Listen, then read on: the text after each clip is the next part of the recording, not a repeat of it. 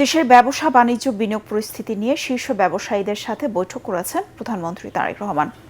তেজগাঁও প্রধানমন্ত্রীর কার্যালয়ে প্রায় ৩.৫ ঘণ্টার বৈঠক শেষে অর্থমন্ত্রী আমির খসরু মাহমুদ চৌধুরী জানান, বিনিয়োগে ব্যবসায়ীদের বিভিন্ন সমস্যার সমাধানে আশ্বাস দিয়েছেন প্রধানমন্ত্রী। বিনিয়োগ বান্ধব পরিবেশ গড়ে তোলাই সরকারের লক্ষ্য উল্লেখ করে তিনি জানান, নতুন প্রজেক্টের পাশাপাশি বন্ধ হয়ে থাকা পুরনো প্রজেক্ট চালুর বিষয়ে আলোচনা হয়েছে। পরে প্রধানমন্ত্রীর সাথে সাক্ষাৎ করেন এশিয়ান ইনফ্রাস্ট্রাকচার ইনভেস্টমেন্ট ব্যাংকের প্রতিনিধি দল। এ সময় দেশের জ্বালানি সংকট সহ উন্নয়ন খাতে বাজেট সহায়তা দিতে সম্মত হয়েছে এআইআইবি।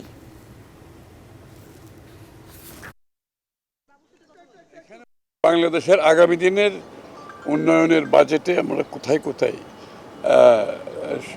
এশিয়ান ইনভেস্টমেন্ট ইনফ্রাস্ট্রাকচার ব্যাংকের সাথে কাজ করব।